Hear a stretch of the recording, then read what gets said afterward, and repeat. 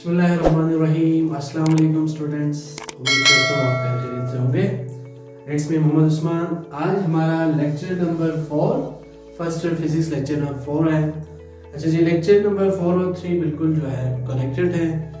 अगर आपने lecture number 3 नहीं देखा है तो आपको 4 समझ नहीं आएगा। तो मैं आपसे यही गुजारिश करूँगा कि आप लेक्चर नंबर जो 3 है उसको आप पहले देखेंगे, फिर आप लेक्चर नंबर 4 की तरफ है, क्योंकि ये दोनों हमारे पास डायमेंशंस के ही टॉपिक है।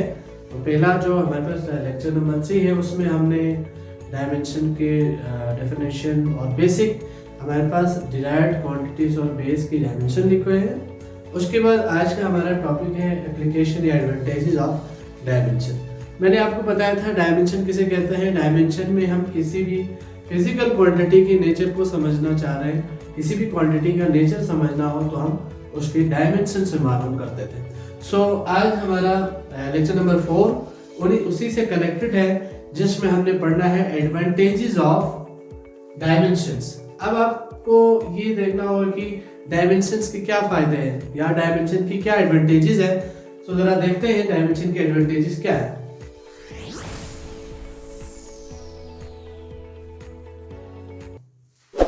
हम डायमेंशन को यूज करते हुए दो चीजें हम कर सकते हैं। By using dimensional analysis we can check the homogeneity of an equation and second is we can derive a possible formula. हम दो डायमेंशन से दो चीजें हम मालूम कर सकते हैं। एक ये है कि हमारे पास कोई भी फार्मूला हो, कोई भी इक्वेशन हो, वो होमोजीनियस है या नहीं, होमोजेनिटी है या नहीं उसमें। Second thing is we can find any possible formula by using dimension. हमारे पास कोई भी फार्मूला होगा, हम उसको डायमेंशन से ही प्रूव करना है। सो जरा देखते हैं what is homogeneity of an equation. So homogeneity of an equation का मतलब ये है, in order to check the correctness of an equation, the dimension is on left hand side must be equal to the dimension of right hand side। अगर हमारे पास किसी भी equation के dimension left hand side में और right hand side में बराबर आते हैं तो हम कहेंगे the formula the equation is homogeneous या दैट फुलफिल द होमोजेनिटी। सो जरा हम देखते हैं, इसके लिए हम एग्जांपल से देखेंगे कि हमारे पास कुछ बहुत सारे फिजिक्स के अंदर फॉर्मूले हैं, इक्वेशंस हैं, हमने उन्हें होमोजीनियस प्रूफ करना है या होमोजीनियस है या नहीं चेक करेंगे। तो इसके लिए हमारे पास एग्जांपल नंबर 1 है, जिसमें मैंने आपको सेंट्रीपिटल फोर्स का फार्मूला लिखा है। सेंट्रीपिटल फोर्स का फार्मूला क्या है? Fc mv² divided by r। अब हम होमोजेनिटी ये कहेंगे कि लेफ्ट हैंड साइड में हमारे पास जो डायमेंशन है that is must be equal to the dimension on right hand side. मतलब ये है कि जो हमारे पास फोर्स का डायमेंशन होगा उसको mv²/r के डायमेंशन के बराबर आना चाहिए। अब मैंने आपको पहले ही बताया था, आपको पहले लेक्चर समझे बगैर इसको समझना आपके लिए मुश्किल हो जाएगा, क्योंकि हमने पहले लेक्चर के अंदर फोर्स है, प्रेशर है, वर्क, एनर्जी, हर चीज का हमने डायमेंशन मालूम किया हुआ है। तो मैं उसी को यूज करके यहाँ पे डायमेंशन लिखूंगा। सो हमारे पास आते हैं जी, पहले मैं ये करूंगा, इसको तो ऐसे में डिवाइड करूंगा। Fc हमारे पास लेफ्ट हैंड साइड में है, mv²/r राइट हैंड साइड में। पहले मैं लेफ्ट हैंड साइड का डायमेंशन मालूम करूंगा, फिर मैं राइट हैंड साइड का डायमेंशन मालूम करूंगा, फिर मैं कंपेयर करूंगा। अगर मेरे पास दोनों साइड के डायमेंशन सेम आते हैं so we can say the formula is homogeneous. So देखते हैं जी, F हमारे पास लेफ्ट हैंड साइड में हमारे पास Fc है। Fc का मतलब क्या है? फोर्स। और फोर्स का हमने डायमेंशन डायरेक्ट में पढ़ा था, mlt-2 है ये फोर्स का। तो इसको मैं इक्वेशन नंबर 1 देखूंगा। लेफ्ट हैंड साइड में मेरे पास mlt-2 आ गया। राइट हैंड साइड में हमारे पास मास है, वेलोसिटी है और r है। अब देखो राइट हैंड साइड में mv²/r इक्वल टू m का डायमेंशन क्या है? m ही है। v का डायमेंशन, वेलोसिटी के लिए हमने डायमेंशन क्या लिखा था? lt-1। अब यहाँ पे स्क्वायर के साथ है तो lt-1 का whole square upon r। r का डायमेंशन क्या है? r और लेंथ दोनों सेम है तो r के लिए हम डायमेंशन क्या लिखते हैं? l लिखते हैं। तो मैं यहाँ क्या करूंगा, इसकी जगह में l रखूंगा। अब मैं क्या करता हूँ, इस स्क्वायर को इन दोनों के साथ पावर में दूंगा तो ये बनेगा m। सबको मैं मर्ज करके लिखूंगा डायमेंशन ऊपर वाले। m तो सिर्फ हमारे पावर 1 है, l का स्क्वायर t-2 स्क्वायर इसके साथ आएंगे मल्टीप्लाई में -2 अपॉन l। अब ये एक l इस एक l के साथ कट हो जाएगा। अब हमारे पास क्या बच गया mlt minus two, mlt minus two. अब आप देखिए जी, इक्वेशन नंबर 1 भी mlt माइनस टू है, इक्वेशन नंबर 2 भी mlt माइनस टू है। So we can say the left hand side must be equal to right hand side होना चाहिए था, और हमने देखा कि यहाँ पे डायमेंशन आपको इक्वेशन नंबर 1 और 2 दोनों में, लेफ्ट हैंड साइड और राइट हैंड साइड दोनों में सेम आ रहा है। तो हम कहेंगे हमारे पास जो फॉर्मूला है सेंट्रीपिटल फोर्स का, इक्वेशन जो है दैट इज करेक्ट या दैट इज होमोजेनियस। सेकंड, अच्छा जी, उसके बाद में इसके लिए ये हमारे पास है जी first law, first equation of motion. First equation of motion का फॉर्मूला है Vf is equal to ai plus at। यहाँ पे देखें जी, मैं फिर यही करूंगा, लेफ्ट हैंड साइड को राइट हैंड साइड के डायमेंशन के बराबर अगर मैं ला सकूं तो मैं कहूंगा दिस होमोजेनियस है। नहीं, अगर नहीं आ सकते या नहीं आएंगे तो हम कहेंगे होमोजेनियस नहीं है। तो मैं पहले लेफ्ट हैंड साइड में मेरे पास Vf है, लेफ्ट हैंड साइड में Vf है, Vf का है, Vi का है, V का है, सबका डायमेंशन क्या होता है lt माइनस 1 होता है। तो मैंने यहाँ क्या लिखा, Vf का डायमेंशन lt माइनस 1 लिखा, इक्वेशन नंबर 1। फिर मैं जाऊंगा राइट हैंड साइड की तरफ, राइट हैंड साइड मेरे पास है Vi प्लस at। Vi का भी डायमेंशन क्या है lt माइनस 1 प्लस एक्सेलरेशन का डायमेंशन क्या था lt माइनस 2। तो मैंने lt माइनस 2 प्लस के साथ lt माइनस 2 इनटू t का डायमेंशन t। अब क्या करूंगा lt माइनस 1 प्लस इनटू ये दोनों मिला के लिखेंगे तो l t ये माइनस, अब देखो यहाँ पे है t माइनस 2 प्लस 1, ये दोनों बेस से में तो पावर क्या होगा प्लस होगा, तो माइनस 2 प्लस 1 क्या आएगा t माइनस 1। तो क्या आएगा lt minus 1 plus into lt minus 1। अब हमारे पास lt माइनस 1 किसके बराबर होगा 2 lt माइनस 1 के। अब हमने पीछे पढ़ा था कि जो 2 है ये क्या है, ये है जी डायमेंशनलेस कांस्टेंट। ये ऐसे हमारे पास टाइप्स हमने पढ़ा था, डायमेंशनलेस कांस्टेंट, डायमेंशनलेस वेरिएबल। तो 2 हमारे पास प्योर नंबर होता था, और प्योर नंबर को हम कहते थे pure number is a dimensionless constant, जिसका कोई डायमेंशन नहीं होता। जब डायमेंशन नहीं होगा तो मैं इसका कोई डायमेंशन नहीं लिखूंगा, मेरे पास सिर्फ ये डायमेंशन रह जाएगा lt माइनस 1 का। सो आप देखिए जी, फिर लेफ्ट हैंड साइड में भी lt माइनस 1 आ गया, राइट हैंड साइड में भी lt माइनस 1 आ गया। तो लेफ्ट हैंड साइड और राइट हैंड साइड फिर यहाँ पे क्या हुआ इक्वल हो गया। So we can say first equation of motion is also homogeneous. इसी तरह मैं जाऊंगा जी सेकंड इक्वेशन ऑफ मोशन की तरफ। सेकंड इक्वेशन ऑफ मोशन क्या है जी, s is equal to vit plus 1 upon 2at square. फिर आप क्या करेंगे, left hand side equal to right hand side, dimension equal आना चाहिए। पहले मैं लेफ्ट हैंड साइड का डायमेंशन देखूंगा, लेफ्ट हैंड साइड में मेरे पास क्या सिर्फ s है। s क्या है देखिए जी, l का है, r का है, s का है, सब के लिए डायमेंशन क्या आएंगे l। तो मैं s का डायमेंशन क्या लिखूंगा l, equation number 1। Right hand side में भी ये लाना चाहिए अगर ये होमोजेनियस हो तो। सो राइट हैंड साइड की तरफ जब आप जाएंगे, राइट हैंड साइड में क्या है vit plus 1 upon 2 at square है। अब मैं क्या करूंगा, vi हमने कहा था vi का डायमेंशन क्या है lt minus 1 multiply by t का डायमेंशन t प्लस 1 अपॉन 2 ऐसे लिखेंगे। 1 अपॉन 2 के बाद आगे हमारे पास आ रहा है lt माइनस 2 किसका एक्सेलरेशन का, और टाइम पे क्या है t स्क्वायर है, तो t के साथ आप स्क्वायर लिखना है। अब इस पे क्या होगा देखो, lt minus 1 t plus 1, t minus 1 t plus 1 cancel होगा, सिर्फ l बच जाएगा बेस से में तो पावर प्लस होके, यहाँ पे t plus 2 t minus 2 cancel out, सिर्फ l बचेगा, यानी l प्लस 1 अपॉन 2 l आ गया। अब हम क्या करेंगे, मैं इन दोनों से l को कॉमन लूंगा, तो l कॉमन लेने मेरे पास उधर ब्रैकेट में क्या बचेगा, इधर 1 बच गया, इधर 1 अपॉन 2 बच गया, 1 प्लस 1 अपॉन 2, 1 प्लस 1 अपॉन 2 का एलसीएम लेके आएंगे तो ये आएगा 3 अपॉन 2, तो 3 अपॉन 2 इनटू l आ गया। अब 3 अपॉन 2 फिर क्या है मेरे पास, डायमेंशनलेस कांस्टेंट है, तो मैं इसको क्या करूंगा फिर से स्किप करूंगा, तो मेरे पास सिर्फ क्या बच जाएगा l बच जाएगा। अब देखो इक्वेशन नंबर 2 भी l आ गया, 1 भी l है, तो हमारे पास फिर क्या आ गया, लेफ्ट हैंड साइड और राइट हैंड साइड इक्वल आ गया, तो हम कहेंगे सेकंड इक्वेशन ऑफ मोशन भी हमारे पास क्या है, होमोजेनियस है। इसी तरह थर्ड हमारे पास और आते हैं जी टाइम पीरियड का फॉर्मूला। टाइम पीरियड का फॉर्मूला क्या है, t is equal to 2 pi under root l upon g। फिर से मैं क्या करूंगा, लेफ्ट हैंड साइड में मेरे पास क्या है, लेफ्ट हैंड साइड में मेरे पास सिर्फ t है और इसका डायमेंशन t ही होगा, equation number 1। Right hand side में मेरे पास क्या है, 2 pi under root l upon g।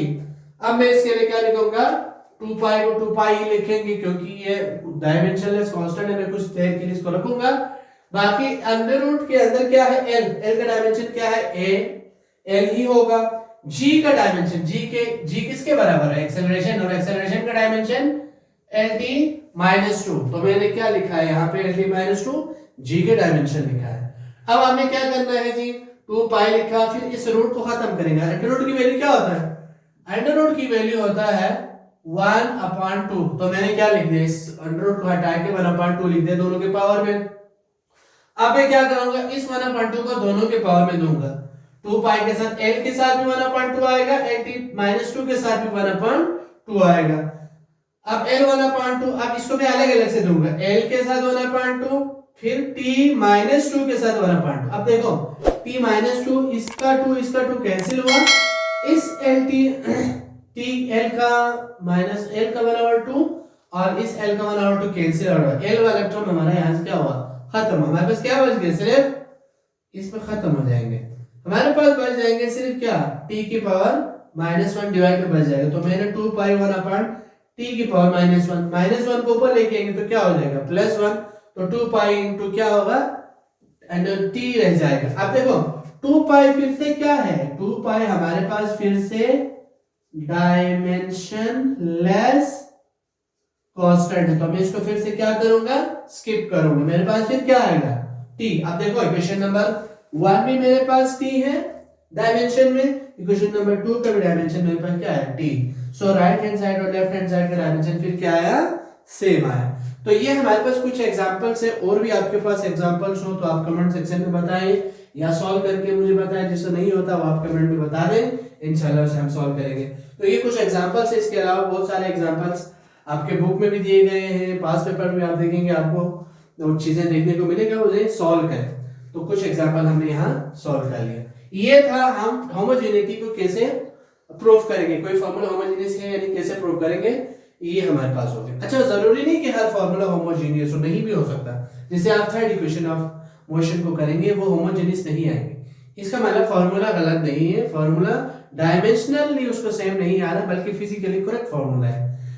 अब हम बढ़ते हैं दूसरा, हमारे पास इसका क्या था जी, ये तो होमोजेनियस वाला हो गया। सेकंड हमारे पास आते हैं टू डिराइव पॉसिबल फार्मूला, हम फार्मूले को कैसे प्रूव कर सकते हैं। अब फार्मूले को प्रूव करने के लिए हमें क्या करना होगा, मिसाल के तौर पर हमारे पास एक फॉर्मूला है, ये लैम्डा के लिए ना, वेवलेंथ के लिए एक फॉर्मूला है, जहां प्लैंक्स कांस्टेंट का इस्तेमाल करके लैम्डा इज इक्वल टू हमारे पास किसके बराबर आएगा, h/m वाली, ये कांस्टेंट इनटू यहाँ पे कांस्टेंट के साथ है। मैं चाह रहा हूं कि लैम्डा के लिए फॉर्मूला प्रूव करो ना, lambda is equal to constant into h/m, ये फॉर्मूला मैं चाह रहा हूं प्रूव करो। अब देखो ना, लैम्डा जो है आपने कैसे प्रूव करना है, फॉर्मूले को डायमेंशनली प्रूव करने के लिए आपके पास कुछ फिजिकल क्वांटिटी जो उसके साथ रिलेट कर रहा है ना, उसको आपने साथ रखना है। मिसाल के तौर पर मैंने क्या लिखा है, to derive possible formula we guess relate possible quantities, हमें गेस भी करना है और जो पॉसिबल क्वांटिटीज है उन्हें रिलेट करना है इसके साथ। अब मिसाल के तौर पर अगर हम वेवलेंथ की बात करेंगे, वेवलेंथ में तीन चीजें डिपेंड कर देंगे, प्लैंक्स का h और मास और वेलोसिटी, ये तीन चीजें इस पे क्या करेंगे, डिपेंड करेंगे। तो पहले तो मुझे नहीं पता कि h के साथ क्या पावर आना है, m के साथ क्या आना है, v के साथ क्या आना है, मुझे जस्ट यही पता है कि h और v के साथ ये रिलेट करेंगे। सो पहले मैं ये लिखूंगा lambda is proportional to h m v, और मैंने पावर में क्या लिख दिया, a b c लिख दिया, क्योंकि मुझे इसका पावर नहीं मालूम। अब हम स्टार्ट करते हैं जी। अब मैं इस प्रोपोर्शनलिटी को हटाऊंगा तो क्या आएगा, कांस्टेंट आएगा, कांस्टेंट आया तो h a m b v c आ गया। इसको मैं इक्वेशन नंबर a देकर रखूंगा, मुझे बाद में इसमें a b c की वैल्यू को पुट करना है। अब आते हैं, मैं अगर लैम्डा की वैल्यू देखो ना, lambda is a wavelength, wavelength भी l की तरह ही है, तो इसका डायमेंशन क्या आएगा, l। Constant is a dimensionless होता है, कोई डायमेंशन नहीं होगा। अच्छा, h का जो डायमेंशन है ना, h का डायमेंशन है जी mn स्क्वायर t माइनस 1, ये आपने प्रूफ करना है। ये हमारा आपको पिछले उसके साथ लेक्चर के साथ अटैच है, तो आपने वहां ये सॉल्व करना होगा। तो h का मैं दोबारा नहीं करूंगा, मैं डायरेक्ट h का डायमेंशन लिखूंगा mn स्क्वायर t माइनस 1 का पावर a, जो कि मुझे नहीं मालूम था, मैं a लिखूंगा, वेरिएबल है।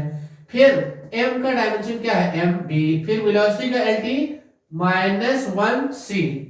अब हमें क्या करना है, मैं ले इधर ना mlt में लेके आना पावर को, मैं इधर भी उधर भी mlt के फॉर्म में लेके आऊंगा, ताकि मुझे फॉर्मूले को जो पावर को कंपेयर करने में क्या हो जाए, आसानी हो जाए। पहले मैं आगे सॉल्व कर, देखो l आगे जी l तो रहेगा, कांस्टेंट आएगा, फिर मैं क्या करूंगा, इस a को इन सब के पावर में दूंगा, तो क्या आएगा, m की पावर a, l की पावर 2a, t की पावर -a, ये a मल्टीप्लाई होगा सबके पावर में, फिर m की पावर b आएगा, यहाँ पे l की पावर c और t की पावर -c, यानी c इन दोनों के पावर मल्टीप्लाई होगा।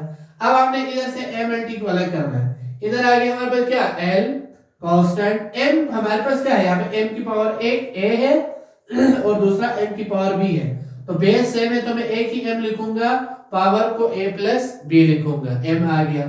l में मेरे पास क्या है, 2a और इधर c है, तो l 2a प्लस c आ गया, फिर t में -a -c। अब हमें क्या करना है, देखो मैंने इधर m l t की फॉर्म में लेके आया, मैं चारों इधर भी m l t आया, ताकि मैं दोनों को क्या कर सकूं, कंपेयर कर सकूं। मेरे पास l तो मौजूद है, l मौजूद है, तो मुझे m और क्या चाहिए, t चाहिए ना। अब मैं क्या करता है, काम करता हूं, देखो मैं m के पावर 0, फिर l तो यहाँ मौजूद है, l के पावर 1 है, और t की पावर को क्या क्या लिखूंगा, 0। क्यों, देखो m की पावर 0 1 के बराबर है, t की पावर 0 भी किसके बराबर, इससे कोई फर्क नहीं पड़ेगा, हमारे इस डायमेंशन के ऊपर कोई असर नहीं पड़ेगा, लेकिन हमारे लिए इससे काम क्या हो जाएगा, आसान हो जाएगा। आसान किस तरह होगा कि हम कंपेयर कर सकेंगे इजीली। अब देखो इधर m की पावर 0 है, l की पावर 1 है, t की पावर 0 है, इधर m l t की पावर। अब मैंने अगला क्या लिखा है, comparing power on both side. आपने इन दोनों के पावर्स को दोनों साइड पे क्या करना है, कंपेयर करना है। अब मैं पहले m की पावर को करूंगा, m की पावर 0 है और उधर m की पावर क्या है, a प्लस b, तो 0 a प्लस b। l की पावर इधर 1 है, उधर क्या है, 2a प्लस c है, फिर t की पावर यहाँ 0 है, उधर क्या है, -a -c। फिर मैं इसमें से a b c कोई भी एक हमारे पास वैल्यू हो, तो मैं पहले इक्वेशन बनाऊंगा, फिर एक की वैल्यू को पुट करूंगा, फिर उसको अगले में पुट करके मुझे a b c कोई सा वैल्यू मिलेगा। अब मैं क्या करता हूं, इसको मैं सही तरीके से लिखता हूं, a plus b 0 equation number 1, फिर 2a plus c 1 equation number 2, फिर -a -c इक्वेशन नंबर 3। अब देखो जी, मैं अगर ना, देखो यहाँ पे मुझे a b a c -c -a है, यहाँ कोई भी वैल्यू मुझे नहीं मालूम, तो मैं क्या करूंगा, साइमल्टेनियसली किसी दो को सम करके, डिवाइड करके, मल्टीप्लाई करके कोशिश करूंगा कि कोई a b c का वैल्यू मिले। अब यहाँ अगर आप देखें इक्वेशन नंबर 2 और इक्वेशन नंबर 3 में c इसके इधर प्लस के साथ है, उधर माइनस के साथ है, दोनों में a c है, तो c को मैं कट कर सकता हूं, तो मुझे a की वैल्यू मिलेगा। तो मैंने क्या किया, ऐड किया इक्वेशन नंबर किसको, 2 और 3 को, 2a plus c is equal to 2a plus c is equal to 1 minus a minus c is equal to क्या, 0। अब देखो यहाँ पे 2a plus c minus c cut हुआ, उधर क्या बच गया मेरे पास, माइनस 2a माइनस a किसके बराबर है, a के, फिर ये तो कट हुआ, 1 नीचे आ जाएगी, तो a की वैल्यू मेरे पास आ गई यहाँ क्या, 1। अब मैं इस a की वैल्यू को ले जाके इक्वेशन नंबर 1 में पुट करूंगा, मुझे b की वैल्यू मिलेगा। 1 में पुट करने से क्या होगा, 1 प्लस b इक्वल टू 0, तो 1 प्लस b इक्वल टू 0 आएगा, फिर ये 1 प्लस के साथ उधर जाएंगे तो माइनस, तो b की वैल्यू -1 आ गया। a b की वैल्यू मुझे आ गया, मुझे c की वैल्यू चाहिए, मैं इसको ले जाके किस में पुट करता हूं, 3 में। जब मैं 3 में पुट करूंगा a की वैल्यू 1 को 3 में पुट करूंगा, तो क्या होगा, माइनस a की जगह क्या आएगा, -1 minus c is equal to 0। अब माइनस और मैं c को उधर लेके जा रहा हूं, तो प्लस c होगा, -1 इज इक्वल टू c, यानी c इज इक्वल टू 1। अब मेरे पास तीनों की वैल्यू आ गई, किसकी, a की वैल्यू 1, b की वैल्यू -1, c की वैल्यू -1। अब मैं क्या करता हूं, इस a b c तीनों की वैल्यू को ले जाके इस इक्वेशन में मौजूद पावर में पुट करूंगा a b c की जगह। अब क्या आएगा, lambda is equal to constant h की पावर a है, a की पावर क्या है, यहां वैल्यू क्या है, 1, m b की वैल्यू -1, v c की वैल्यू क्या है यहाँ पे -1। अब यहाँ क्या आया, h की पावर 1 आ गया, m की पावर -1, v की पावर -1, जो पावर माइनस में उसको मैं डिवाइड में लेके आऊंगा, तो lambda is equal to constant h upon mv। यही फॉर्मूला हमें क्या करना था, प्रूफ करना था। ये देखो हो गया, नहीं हुआ, that is the uses of dimension to derive a possible formula for wavelength. इसी तरह मैं टाइम पीरियड के लिए भी मैं फार्मूला प्रूव करूंगा। टाइम पीरियड का ये फार्मूला है, ये किसका है? Time period of simple pendulum का है। अब हमें पता है सिंपल पेंडुलम का फार्मूला तो ये है, लेकिन मैं इसको डायमेंशन से कैसे प्रूव करूं? तो मैंने आपको कहा कि जब भी आप किसी फॉर्मूले को प्रूव करेंगे, आपको सबसे पहले वो जो फिजिकल क्वांटिटीज, वो पॉसिबल क्वांटिटीज जो इसके साथ रिलेट करें, उसके साथ कंपेयर करना है, रिलेट करना है। अब देखो टाइम पीरियड डिपेंड करते हैं जी मास पर। अब मुझे नहीं पता, डिपेंड करेंगे मैं कुछ चीजें जो, क्योंकि मैं कोई पेंडुलम लूंगा तो उस पेंडुलम का कोई रस्सी होगा, उसके साथ कोई बॉब बंधे होंगे, फिर उसको मैं एक्स एक्सिस किसी भी जगह पे मीन पोजीशन से लेके जाऊंगा तो ये एंगल बनेगा, एंगल थीटा है, इसका मास m है, इसका लेंथ l है, और ये ग्रेविटी पर भी डिपेंड करता है g। मुझे ये 3-4 चीजें मालूम है जो मैं भी टाइम पीरियड पे जो है रिलेट करता है। अब हम आएंगे टाइम पीरियड के लिए। हमने फॉर्मूला लिख दिया टाइम पीरियड में। मुझे पता है कि time period is directly proportional to mass, length, theta and g। अब हमें नहीं मालूम कि इसका पावर क्या होगा। मैंने a b c d लिख दिया, वेरिएबल लिख दिया, ठीक है जी। अब मैं क्या करूंगा, इस प्रोपोर्शनलिटी को खत्म करूंगा तो कांस्टेंट आएगा। तो t इज कांस्टेंट, m की पावर a, l की पावर b, थीटा की पावर c एंड g की पावर d। इसको मैं इक्वेशन नंबर a दूंगा। लास्ट में जाके मुझे a b c d की वैल्यू जब मिलेगा, मैं इसमें आगे क्या करूंगा, पुट करूंगा। अब मैं देखो मुझे बाद में भी mlt चाहिए, तो मैंने पहले ही mlt लिख दिया। a कैसा लिखा, देखो m की पावर 0, l की पावर 0, t तो यहाँ मौजूद है क्योंकि t के डायमेंशन तो t ही है, m और l की नहीं है, तो मैंने m की पावर 0 और l की पावर 0 लिख दिया। वो इसलिए लिखा क्योंकि हमें आखिर में जाके कंपेयर करना है दोनों साइड में mlt को, आसानी के लिए। इज इक्वल टू कांस्टेंट आ गया जी। अब देखो m की पावर, m का डायमेंशन क्या है, m ही है, तो मैंने m की पावर a लिख दिया। l का डायमेंशन क्या है, l ही है, इसको मैंने b लिख दिया पावर। फिर थीटा, अच्छा मैंने आपको पीछे पढ़ाया था, थीटा जो है ना ये क्या है, एंगल है। सॉलिड एंगल हो या प्लेन एंगल हो, हमने कहा था सॉलिड एंगल और प्लेन एंगल जो है ना डायमेंशनलेस वेरिएबल में आएंगे। ये ऐसे वेरिएबल है जिनका डायमेंशन नहीं होता, लेकिन मैंने लिखा है डायमेंशन, लेकिन ये डायमेंशन फिर खुद एक दूसरे को क्या कर रहा है, खत्म कर रहा है। देखो इसका डायमेंशन होता है l into l minus 1। अब क्या होगा, l into l minus 1, l के पावर 1, l की पावर -1 प्लस 1 माइनस 1 0 होगा, फिर 0 1 हो जाएंगे, तो इसका कोई डायमेंशन नहीं है, मैंने ऐसा वैसे लिख दिया। फिर इसका पावर क्या है, ये c। उसके बाद हमारे पास g का क्या था, ग्रेविटी, एक्सेलरेशन का हमारे पास जो डायमेंशन है वो क्या आता है, lt-2, इसका पावर d लिख दिया। ठीक हो गया यहाँ तक।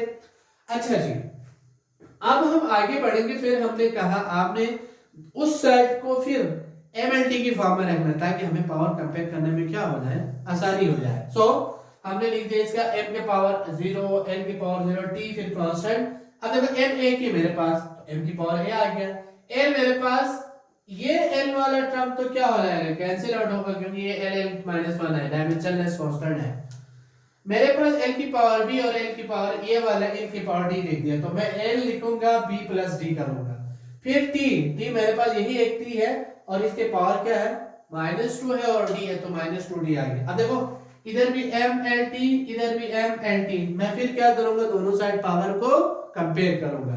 अब पावर कंपेयर करेंगे तो क्या होगा, देखो इस वाले का m का पावर देखिए, m की पावर इधर 0 है, उधर a है, तो 0 into a इक्वल टू है। फिर l का पावर 0 है, उधर b प्लस d। फिर t का पावर 1 है, उधर -2d। मैं इसको इक्वेशन बनाऊंगा, a के इक्वल किसके बराबर है, a equal to 0 equation number 1, b के b प्लस d equal to 0 equation number 2, फिर -2d equal to 1 equation number 3। अब मैं क्या करूंगा, यहाँ पे देखो मुझे एक चीज पहले ही मालूम हो गया, a की पावर क्या है, यहाँ पे 0 है, ये a की पावर 0 मुझे यहाँ से फर्स्ट इक्वेशन से मालूम हो गया। सेकंड थिंग d भी मुझे ऐसे मालूम हो रहा है। कैसे मालूम हो रहा है d, देखो d इस तरह मालूम करेंगे, उधर 1 है ना, ये -2 है, मैं -2 को उधर लेके जाता हूँ, डिवाइड में इधर मल्टीप्लाई उधर जाके डिवाइड होगा, तो d की वैल्यू मेरे पास आ जाएगा -1। अब देखो a और d की वैल्यू जब मेरे पास आ गया, मैं इक्वेशन नंबर 2 में d की जगह में उसकी वैल्यू पुट करता हूँ। अब क्या करूंगा, पुट d जो है ना 1/-1/2 इन इक्वेशन नंबर 2 इसमें पुट करें, तो क्या होगा, b -1/2 इज इक्वल टू 0। अब ये -1/2 उधर जाए, क्या होगा, +1/2। अब देखो a की भी वैल्यू आ गया, d की भी वैल्यू आ गया और b की भी ऐसे आया ना। अब हमने क्या करना है, फिर ए बी डी, क्योंकि सी वाला टर्म तो यहाँ खत्म हो गया, इसलिए सी का हमारे पास वेरिएबल ही खत्म हो गया। क्यों? सी तो वो थीटा का था, थीटा डायमेंशन लेस वेरिएबल था, तो हमारे पास ए बी और डी का चाहिए था, ए बी डी की वैल्यू आ गया। इसको ले जाएगा आपने इक्वेशन नंबर ए में पुट करना। कैसे? t is equal to constant m, a की पावर क्या है? a की पावर 0 है, तो मैंने m की पावर 0 लिख दिया। l की पावर b, b का पावर क्या है? 1/2। थीटा, हमने कहा थीटा की पावर c 0 आ गया, कोई डायमेंशन नहीं होता इसका, तो 0। फिर g, d की वैल्यू हमारे पास 1/2 आ गया, माइनस ओ माइनस 1/2 आ गया। अब देखो m का 0 और थीटा का 0 वाला टर्म यहां से क्या होंगे? खत्म। बस क्या जाएगा हमारे पास? t is equal to constant l 1/2 और g माइनस 1/2, दोनों 1/2 है, एक के साथ माइनस, उसको डिवाइड में ले जाएंगे तो प्लस हो जाएगा, तो t is equal to constant l 1/2 g 1/2 आएगा। फिर t is equal to constant, मैंने दोनों को मिला के 1/2 लिखूंगा, दोनों का 1/2 एक दफा 1/2 लिखे पावर में, और हमने कहा 1/2 किसके बराबर है? अंडर रूट के बराबर है, तो t is equal to constant under root l upon g आ जाएंगे। तो अब कांस्टेंट में क्या है? कांस्टेंट में डायमेंशनलेस कांस्टेंट है ना, तो यहाँ पे क्या आएंगे? t is equal to 2 pi under root l upon g, ये हमारे पास फॉर्मूला आ गया जी टाइम पीरियड का।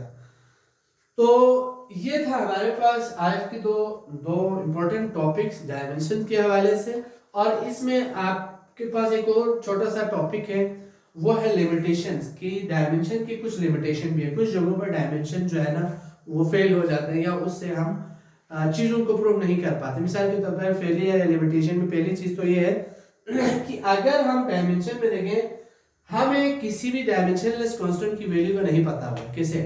देखो मैं इसी इक्वेशन से आप इसी में से समझाऊंगा। यहाँ पे मैंने कहा गया जी, यहाँ देखो 3/2 के लिए भी हमने डायमेंशनलेस कांस्टेंट कहा है, इसी तरह मैंने एक जगह पर यहाँ पर इस 2 को भी मैंने डायमेंशनलेस कांस्टेंट कहा है।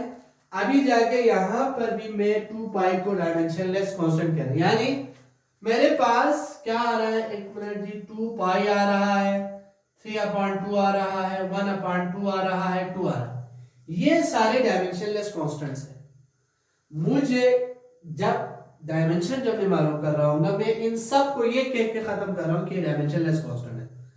अब मुझे डायमेंशन ये नहीं बताएगा कि यहाँ पे जो मैंने डायमेंशनलेस कांस्टेंट कहा है, ये किसी भी जगह मेरे पास कोई कांस्टेंट है, वो उस कांस्टेंट की वैल्यू क्या है, क्योंकि वो तो जस्ट ये बता रहे डायमेंशनलेस कांस्टेंट। डायमेंशनलेस कांस्टेंट 1 भी हो सकता है, 2 भी हो सकता है, 2 पाई भी हो सकता है, 3/2 भी हो सकता है, 1/2 भी हो सकता है। तो पहला लिमिटेशन ये है कि हमें डायमेंशनलेस कांस्टेंट की वैल्यू का नहीं पता होगा, पहली लिमिटेशन ये है। सेकंड हमारे पास आते हैं, अगर हमारे पास फॉर्मूले में कोई लॉगरिथम हो, एक्सपोनेंशियल फंक्शन हो, या हमारे पास ट्रिग्नोमेट्रिक रेशियोज हो, उनका डायमेंशन नहीं। मिसाल के तौर पर हमारे पास कोई फॉर्मूला आते हैं, लॉग के साथ कोई फॉर्मूला हो, जैसे इंटेंसिटी वाला हमारे पास फॉर्मूला आता है, आपने 10th क्लास में पढ़ा होगा, इंटेंसिटी के फॉर्मूले के साथ लॉग आता है, आप उसको नहीं प्रूव कर सकते। एक्सपोनेंशियल वाले फॉर्मूले को, जैसे कि हाफ लाइफ वाला हमारे पास एक फॉर्मूला है सेकंड ईयर में, वहाँ एक्सपोनेंशियल फॉर्म में है, एक्सपोनेंशियल का कोई डायमेंशन नहीं होता। इसी तरह ट्रिग्नोमेट्रिक रेशियोज में sin थीटा cos tan वगैरह के साथ भी कोई डायमेंशन हम इस्तेमाल नहीं कर सकते। सो वहां पे ये फेल हो जाते हैं। दूसरी लिमिटेशन है। थर्ड ये है कि अगर देखो अभी हमने यहाँ पे मैंने आपको एक चीज बताई थी कि हर डायमेंशनली करेक्ट जो फॉर्मूला है उसको फिजिकली करेक्ट होना जरूरी है, लेकिन हर फिजिकली करेक्ट फॉर्मूला डायमेंशनली जरूर करेक्ट होगा। लेकिन अगर हम देखो मिसाल के तौर पर मैं थर्ड इक्वेशन की बात कर रहा हूं ना, मेरे पास थर्ड इक्वेशन है, थर्ड इक्वेशन डायमेंशनली करेक्ट नहीं है लेकिन फिजिकली करेक्ट है। तो हर फिजिकली करेक्ट को डायमेंशनली करेक्ट होना जरूरी नहीं है, लेकिन हर डायमेंशनली करेक्ट को फिजिकली करेक्ट होना जरूरी है। तो ये तीन लिमिटेशंस हमारे पास डायमेंशन के, वो आपने पढ़ना है, इसी के साथ लिंक्ड है। तो आज का हमारा जो लेक्चर था, लेक्चर नंबर 4 एंड 3 बहुत हमारे पास किसके साथ था जी, डायमेंशन के साथ कनेक्टेड था। तो ये लेक्चर हमारा आज कंप्लीट हो गया डायमेंशन वाला। तो इंशाल्लाह नेक्स्ट हमारा लेक्चर होगा, उसमें हम प्रिसीजन एंड एक्यूरेसी और आगे हम पढ़ने जा रहे हैं अनसर्टेनिटी, उसकी तरफ बढ़ेंगे। तो आज का टॉपिक हमारा यहाँ तक ख़त्म है उम्मीद है आप लोगों को समझ आया होगा। वीडियो को पसंद आए तो शेयर करें, लाइक करें, सब्सक्राइब करें। आज के लिए इतना ही काफ़ी है, कल तक के लिए